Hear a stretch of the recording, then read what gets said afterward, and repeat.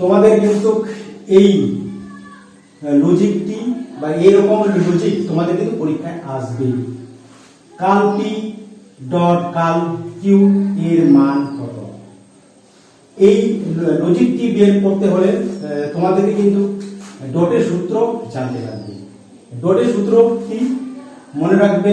ডটের সূত্র পাশাপাশি যদি টি থাকে পাশাপাশি, আর এইটা যদি চিহ্ন থাকে ডটটা, ওকে, তার মানে টি এ হবে টি, বাকি ক্ষেত্রে এফ হবে। কিন্তু এখানে আছে কি ডট, মনে রাখবে ডটের সূত্র পাশাপাশি টি থাকলে এই চিহ্নটা থাকলে কিন্তু হবে কি টি হবে, টি এ টি, ডটের সূত্র হবে। এরপরে আমাদের যেটা লিখতে হবে, পি লেখে টি টি এফ এফ লিখতে হবে, কিউ লেখে টি এফ টি এফ, এটাও কিন্তু লিখতে হবে। আমাদেরকে বলছে এর মান নির্ণয় করো, এর মান নির্ণয় করতে বলছে। এর মানটা যদি আমরা ডাইরেক্ট লিখি কাল পি ডট কাল কিউ, তাহলে কিন্তু কি বলছে টি এ কি, এখানে কিন্তু টি এ কি হবে, কি হবে, এই রকম করলে কিন্তু অঙ্কটি হবে না। আমাদের কিন্তু কি ভেঙে ভেঙে করতে হবে। কি এখানে আছে কাল টি, এখানে আছে কি সিঙ্গেল টি, তাহলে হবে না। এখানে আছে কাল কিউ, এখানে আছে সিঙ্গেল কিউ, তাহলে এই সূত্রটা এখানে কাজে লাগবে না। তাহলে কোনটা সূত্র কাজে লাগবে? তাহলে এর মান বের করতে হলে প্রথমে আমাদেরকে সিঙ্গেল পি বার করতে হবে, সিঙ্গেল পি, কাল পি বার করতে হবে, এটাও পি এটাও পি, ওকে, শুধু এটার সামনে আছে কাল, তার মানে এটা অপোজিট হবে। এখানে আছে টি টি, তার মানে এখানে হবে এফ এফ, আর এখানে আছে এফ এফ, তার মানে এখানে আছে টি টি, ওকে। তারপর আছে কি কাল কিউ, সিঙ্গেল লিখবো আমরা কাল কিউ, এটাও কিউ এটাও কিউ, কিন্তু এখানে আছে কি কাল, ওকে, তার মানে এটা উল্টাটা হবে, মানে বিপরীত।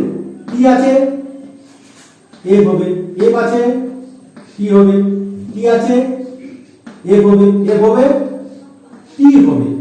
এরপরে আমাদেরকে এর মান বের করতে হবে, রাইট?